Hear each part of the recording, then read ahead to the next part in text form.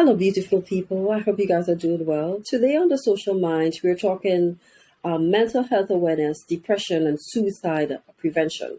Mental health includes our emotional, psychological, and social well being. It affects how we think, how we feel, and how we act. It also helps determine how we handle stress, relate to others, and make healthy choices. Mental health is important at every stage of our lives, from childhood, adolescence, and of course, adulthood.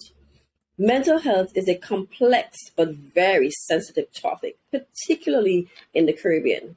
It can be difficult to talk about and even so find the right information and, I suppose, who to talk to about your mental issues. Now, although the term is often used interchangeably with poor mental health or mental illness, they are not the same, I must hasten to say. A person can experience poor mental health and not be diagnosed with mental health issues or illness. Likewise, a person can be diagnosed with a mental health illness and can experience periods of physical, mental, and social well being. Those are some of the highs and lows of mental health. Today, I have with me my guest, Mr. Hakeem Rahim, who is a mental health speaker and trainer. I will let Hakeem introduce himself and tell us more about his experiences and his journey of experiencing mental health problems himself. Hakeem, welcome to the Social Minds and thank you for being here. Tell us about yourself. It's good to be here. And as you mentioned, I'm a mental health speaker. I've been doing this work. Well, I'm a speaker about my journey and my experiences, my life experience. And part of that life experience included mental health diagnoses. And I'm going to talk about a little bit about that journey and while we're here and how this brought me to the place where I am now. So my family actually originally from the Caribbean. My mother's side, mom was born in Trinidad, but actually our family, the Rayburn family, is in Grenada. Yes, we My are. teens in Grenada as well. So I spent a lot of time in the Caribbean growing up, summers and on Grand Anne's Beach and in Tempe, right by the Coca-Cola factory. Factory. So my family is obviously steeped in the Caribbean, uh, from the Caribbean, and I'm a descendant of Caribbean. Um, so uh, so currently I live in New York. So I'm originally from New York, and I grew up here. And the reason why you have me on this show today, because I have a journey and I have an experience. So my journey Absolutely. and experience with mental health diagnoses began when I was in college. And in college, I experienced my first episodes of what was called anxiety and a panic attack. And I remember during my first few weeks at college, I went to Harvard University as an undergrad student. Began there at 17 years old. I was the first African American male valedictorian in my high school's history. Um, I was excelling and achieving all the way through elementary, middle, high school. But like so many people, I had no clue um, what the stressors that college was going to bring, what the stressors that transition from living at home, having everything right there, being family and connection. We talked about family connection being so important, that familiarity to go into a Yes. new space. So I got to Harvard, and first 3 weeks into school, meeting new friends, starting new classes. I had a panic attack. And what that looked like was an experience called a panic attack. And what that looked like was sweaty palms. It looked like my mouth was really dry. It felt like the entire room was spinning and closing in on me. Thankfully, during that time, one of my close friends, she said, it seems like you're not doing well. We were out at a party at that time. And she said, head home. We'll check on you later. And it wasn't until years and years later I realized that what I was experiencing is what has been called as an anxiety, a panic attack. Right. So this is back in 1998. Uh, Later on in my college experience, I had a few other mental health episodes.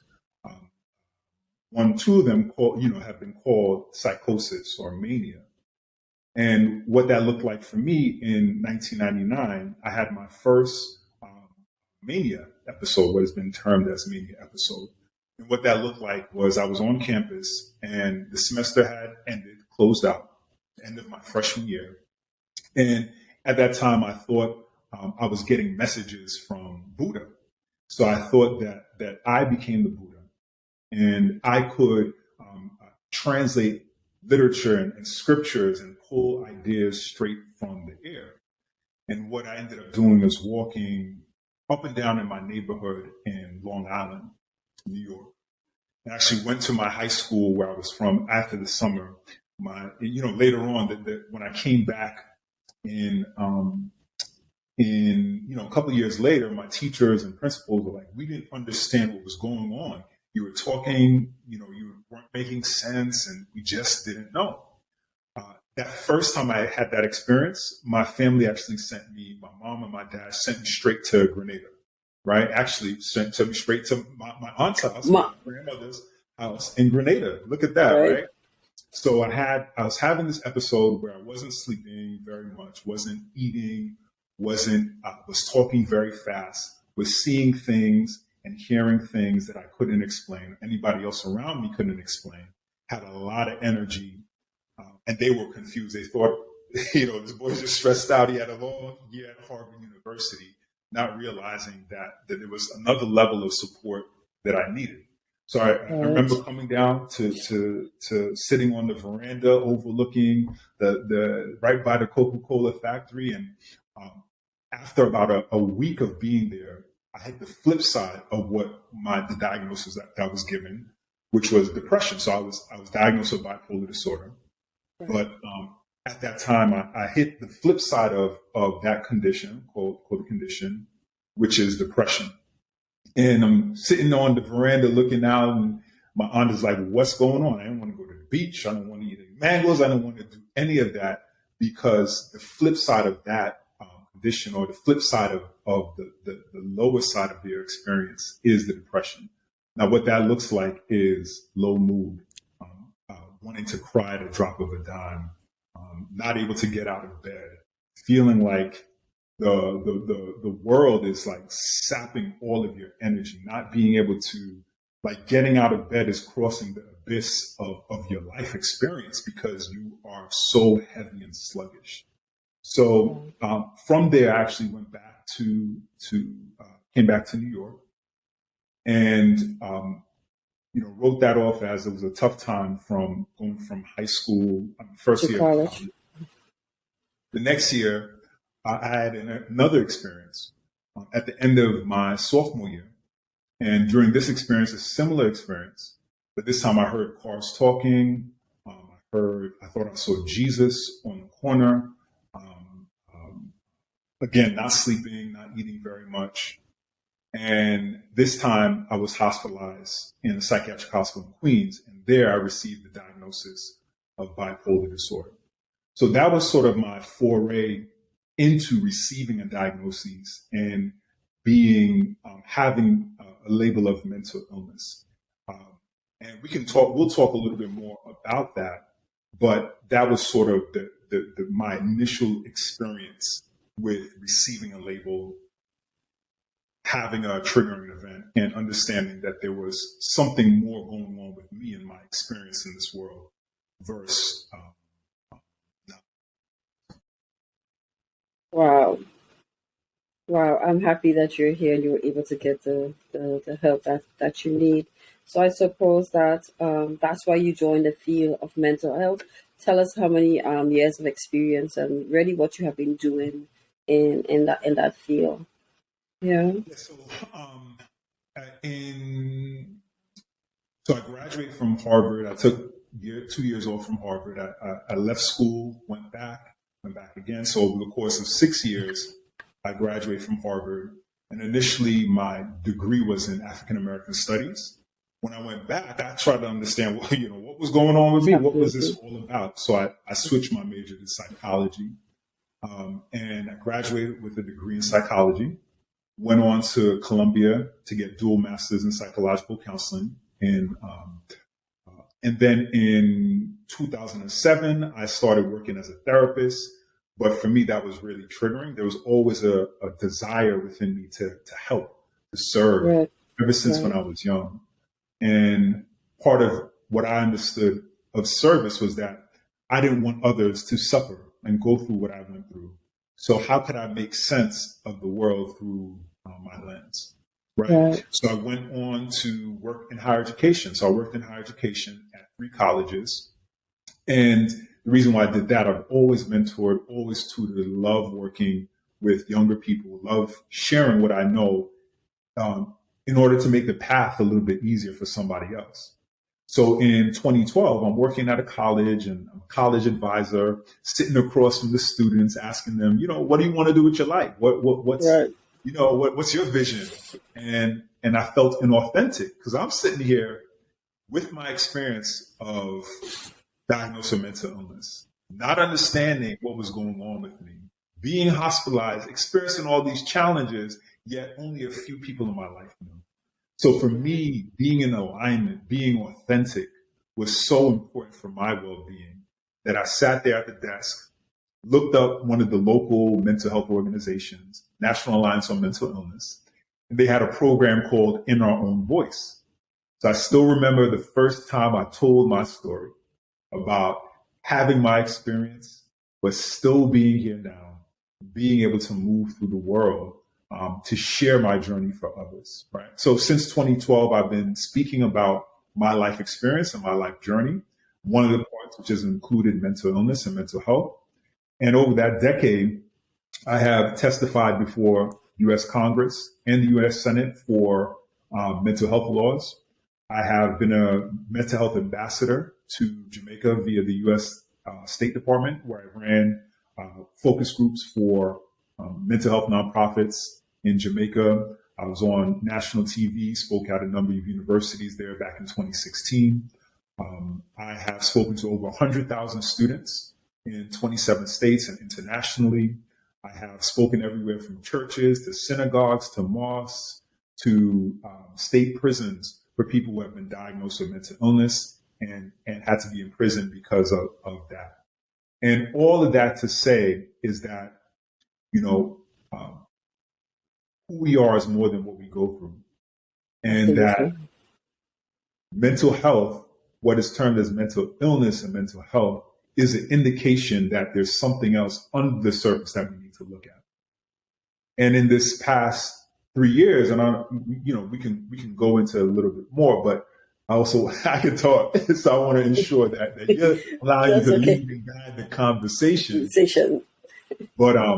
But that's the reason that's what I've been doing for this last decade, and I'm continuing to do it because it is my passion, is my purpose, and I know that my suffering and struggle has been is an opportunity for me to heal and for me to align with who I truly am and to help others do the same. So that's what I've been doing. Wonderful. I mean, so for someone who experienced mental health issues, how do you get the strength to provide support to persons who are grappling with those maybe similar or same mental health issues? You have to be really strong. How do you provide that support? Mm-hmm, mm-hmm. Well, I guess I'll start with part of my journey. Back in 2019, so I've been talking about my journey now for 8 years. Right. I've done counseling. I said, well, I'm talking about mental health. I'm traveling around the world. I'm good. I've done counseling. I'm good. I'm done with all my issues, right? However, in 2019, I had to cancel 7 engagements, right? And I went back to counseling because I couldn't properly function. I was canceling engagements. I wasn't speaking properly, right? 2019, I went back to counseling and I realized there was some other underlying issues. There were underlying trauma that I did not look at, and that was still impacting me. So number one, I had to look at the signs. I thought because I had speaking about mental illness that I was healed, right? But part of the journey was to also understand that I was still evolving, and there were things in my life that I still had to look at, still had to heal, pull back the covers. So one of the things that I would first say is that if you are struggling and if you are suffering, right, that is not our natural state. Our natural state is one of health and well-being. And for me, I knew how I felt, what I was experiencing wasn't who I truly was. And whatever I could do to come into that alignment, I tried. And in 2019, that happened to be going back to counseling. But that's the first thing I would say, is that how you feel is an indication of what you may need. So what I realized that, and even now. Explain that. How you Yes. feel might be an indication of what you need. Explain that. Yes. So what I know as so is that we all deserve well-being. We all deserve wholeness. We are whole. We are well. We all deserve that, and that's who we truly are. And that's what I truly know from my experience and my journey. And what I realized is that there were imbalances in my life. First, there was a physical imbalance, right? I was vegan for almost 15 years.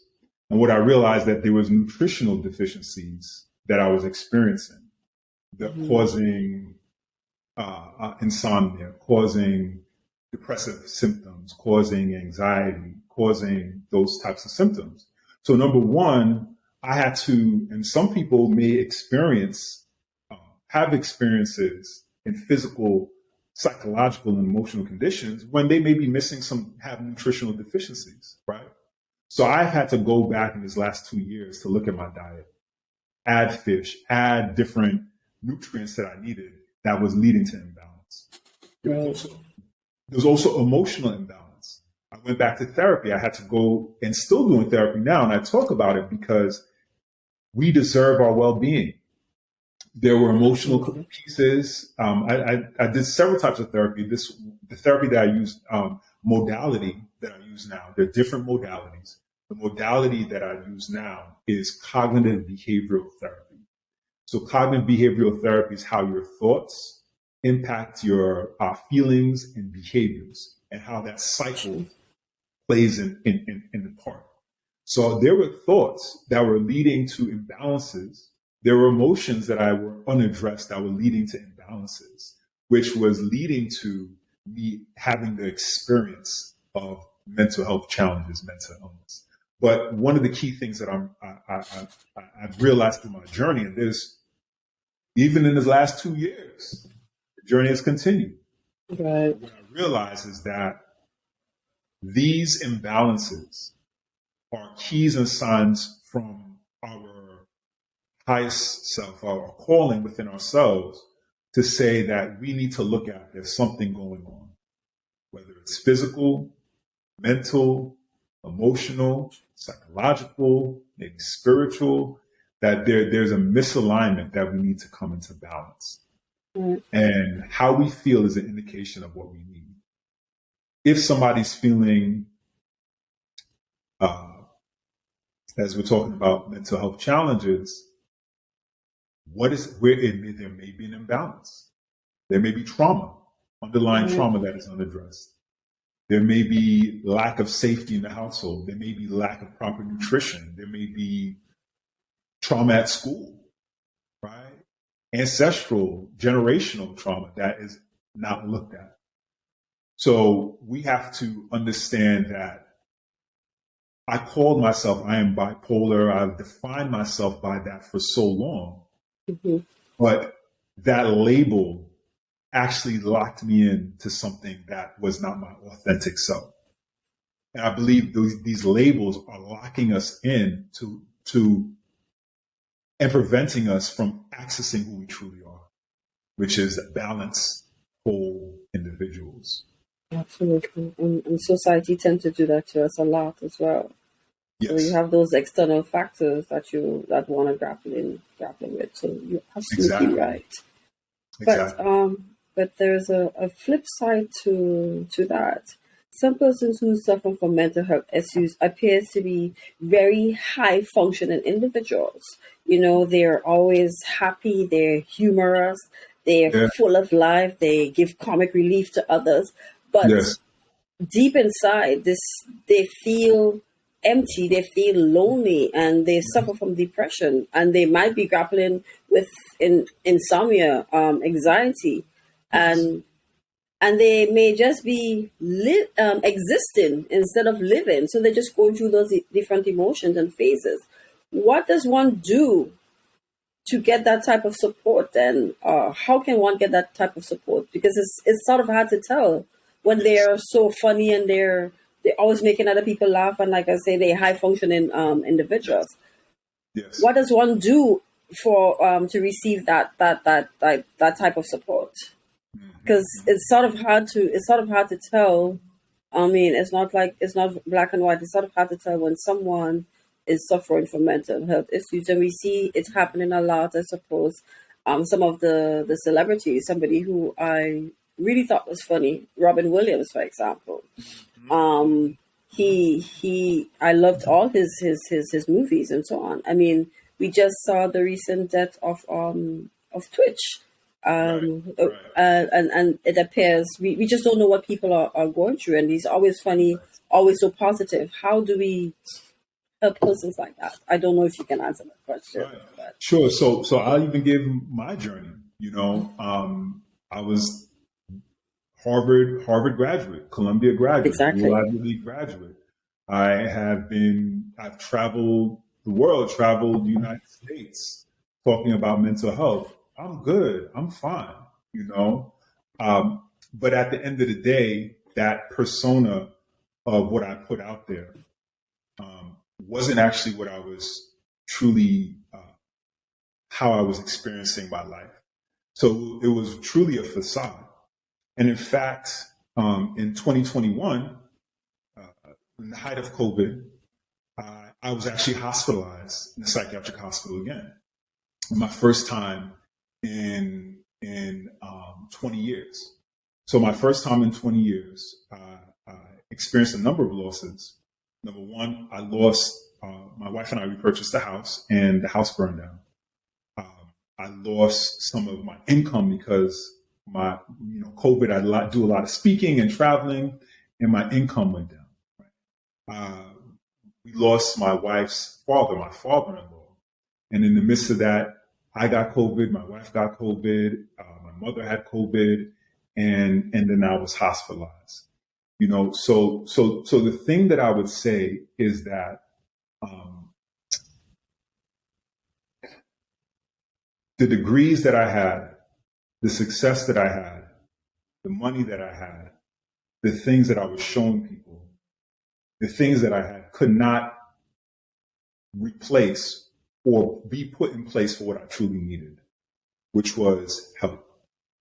And the need for getting help got stronger and stronger and stronger, worse and worse and worse, Mm.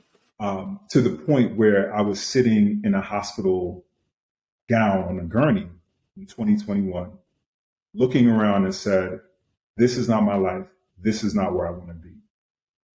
And the reason why I talk about my journey and talk about my story is because at the end of the day, we cannot hide behind the things that we have, the how we show ourselves to be the people, because there was a deeper healing that I needed.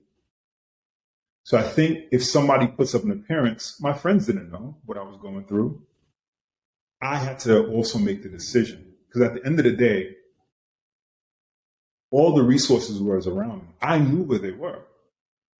But until I said, I don't deserve to suffer, I deserve to be well, I had to Yeah. make that choice myself. So this is part of it. Sharing what you're doing is so powerful because you're sharing the stories, right? You're not only sharing the stories, but you're sharing the resources. And for me, is somebody can see somebody like something in me that resonates with them and says, hey, man, he was in a hospital twice. He lost his job, lost his way, lost all of these things. But he said, no, I deserve help. I deserve to be well. Maybe I deserve it too. So I think we all deserve it. absolutely. And we all deserve it. I guess in your training and understanding how, I guess, the mind works, as you said, you studied psychology.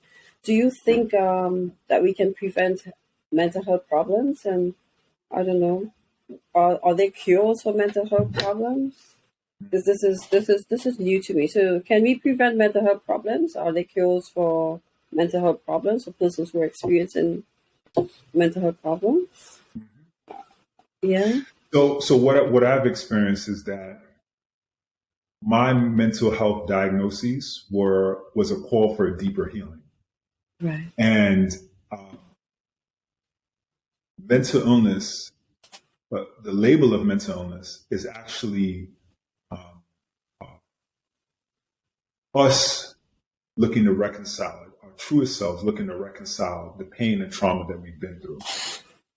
So mental illness, from my experience, what I've experienced and learned is that the trauma that I experienced in my life, I had to address. And it was showing itself as the label of condition called bipolar disorder. It was showing itself through the conditions and label, which is very real, very real pain, very real suffering, very real trauma, right, that I experienced in my mind, body, and spirit.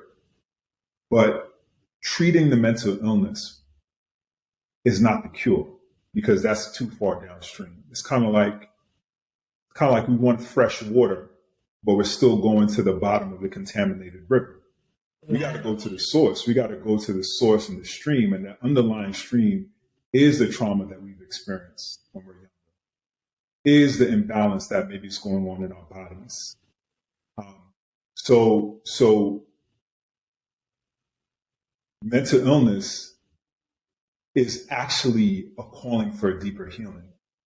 And through therapy, through looking at the trauma that I experienced that was unaddressed, through forgiveness, forgiving myself, forgiving people around, but most importantly, forgiving myself, I've been able to understand the place where these conditions and these experiences that I've had physically, mentally, and emotionally, cognitively, how they played a role in my healing.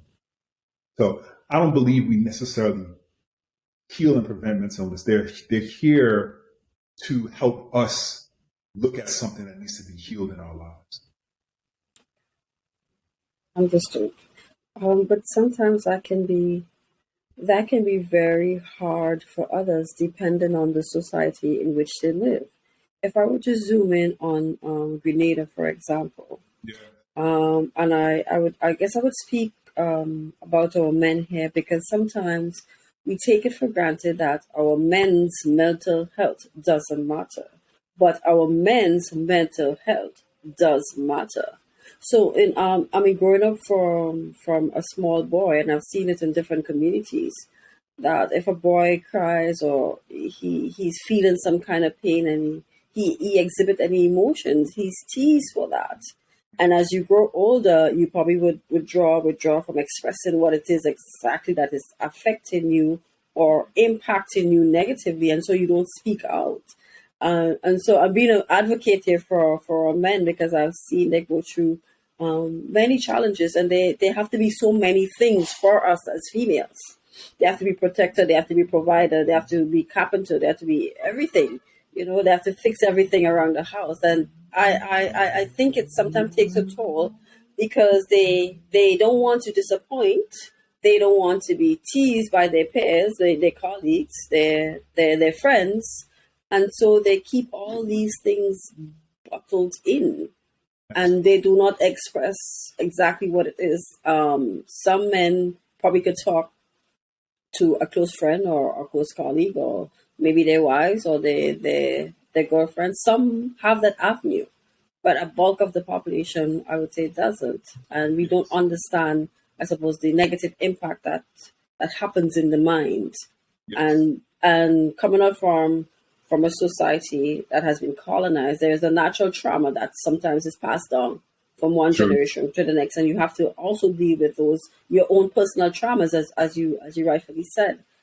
True. What advice would you give to us? Because I've seen it happening. I mean, like I said, mental health matters, but how do we deal with that in a serious way from a man's perspective? Yeah. You have been there. You have a very strong support system. I know that. You have the resources, but to get the help that you need, but it's not often the case for Absolutely others. not. So how do we? Absolutely. How do Yeah. we? Yeah. So what I would say is that very true. I'm very, very blessed. I'm very, very blessed. Let's not skip over that, to have a wife and a partner who has seen me at very low moments. And your highs, and your highs, hmm At my highs, but right? low moments. It's not when I was making all the money and everything was good that really counted. It was when I was in the hospital and she came and made sure that I had everything I needed, coming at 3 a.m. in the morning while I was in my gown, and understanding that, it was the fact that I needed help, not that there was something wrong with me. Wrong with absolutely. hmm So that's that. But what I would say is that regardless of the resources or not, the thing that I had to do is I had to make the choice. Number one, the choice to get help, and number two, to accept that I needed help, that accept that there's something wrong. So we can have the resources. You can have as many resources as you want, but the core piece is that we all, if you're experiencing something, you have to accept that you're going through something and that something is not right. And if that acceptance doesn't start that bridge between choosing to get the help, it's not going to be there. So going back to your question, I was bullied in elementary school. I was beat up in the elementary, middle school. Um, would go home, grind my teeth at night, didn't tell my parents anything that was going on. And that response was my response, right? Some other person would have punched the other kid in their face, some other person would have ran to the principal, some other person would have, what have you. But in my response, there was a feeling of shame. The little boy felt shameful for whatever reason because of trauma. That shame carried all the way through my life until I really looked at the emotions, the experiences, and had the opportunity to look at that initial trauma. So it wasn't until 2021, when I went back to intensive counseling, that I realized that 7-year-old who was beat up and felt that I deserved that and said nothing, carried that shame with me, that led to me, not getting the help that I needed now. So what I would say is that within me is that little boy that had that unaddressed feeling of feeling shameful. Within, some of the men, wherever, we all, as human beings, we all carry our scars, our wounds. So just because I'm a 42-year-old, handsome, good-looking man, just because of that, making money, traveling, whatever, having a wife, does not mean that the shame that the little boy was carrying was so hurtful, so traumatic. Just because I have these things and doing this now does not negate the fact that I still needed to look at that trauma. So what I would say is that if somebody's doing hurtful things, they're probably hurting. If somebody is cheating, drinking, abuse, whatever, there's a hurt that person, that little boy who's still present within the energy that person is sharing, that needs to look at.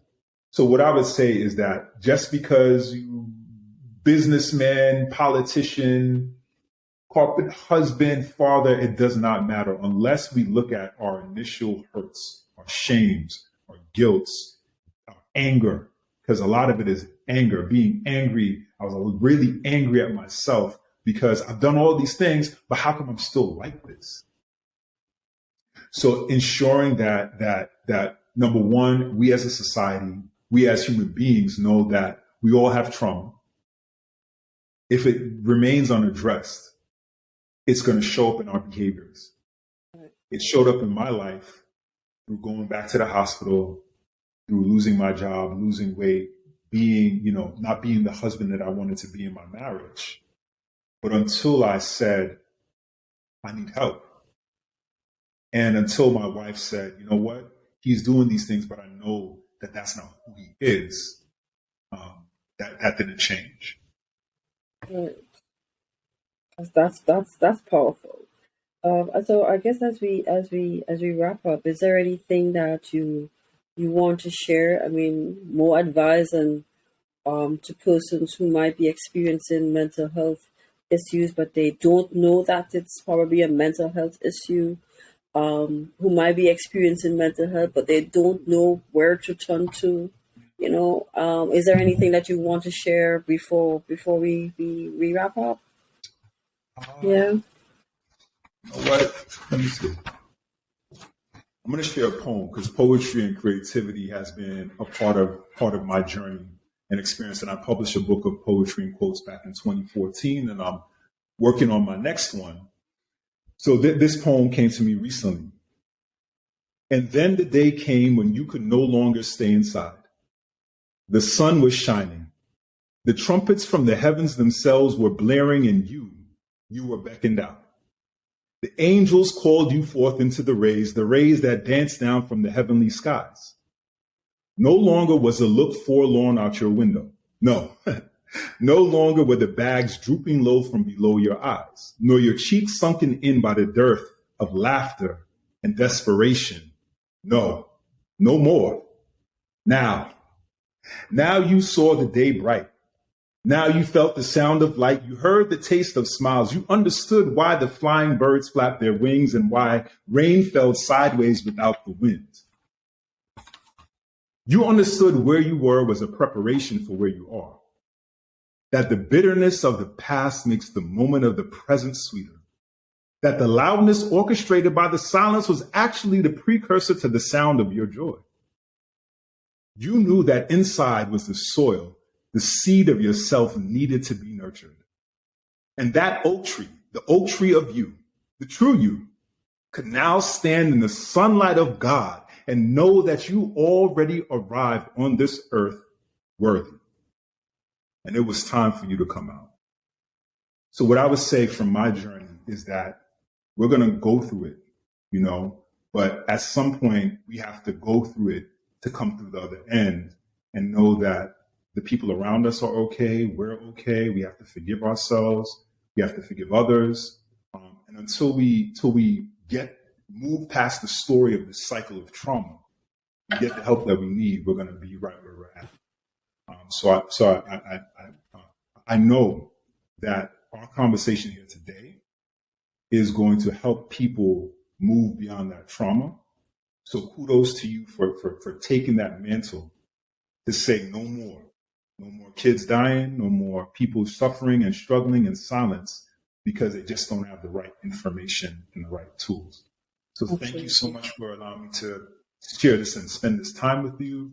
And you're awesome. Thank you.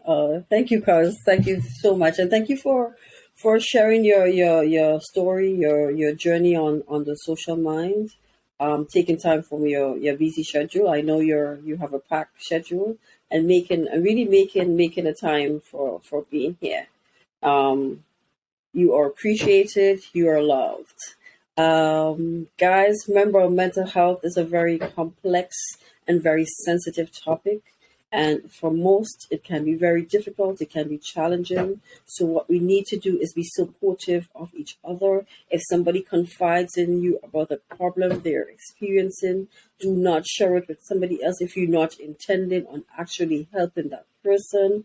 Be kind to one another. And as was discussed here today, we all have some form of trauma that we might be dealing with. We all have issues, so to speak. So be kind to one another, and I will see you again for another episode of The Social Mind. Thank you again, Hakeem. And I think I want you back on The Social Mind, but we'll talk about that. Yeah? All righty. All right. Thank you so much. I am your host, Lorna Dale Charles, for this episode of The Social Mind, where we talk about mental health awareness, depression, and we didn't really touch much on suicide prevention, but I suppose if we go through all the processes of really talking and dealing with our trauma, we would not get to the stage where we actually have to think about any suicidal thoughts. So I hope this episode would have impacted someone in some way or the other who are dealing with or experiencing mental health issues. Reach out to me and I would find you the necessary help that you need, even if you just need someone to talk to. Yeah? Thank you.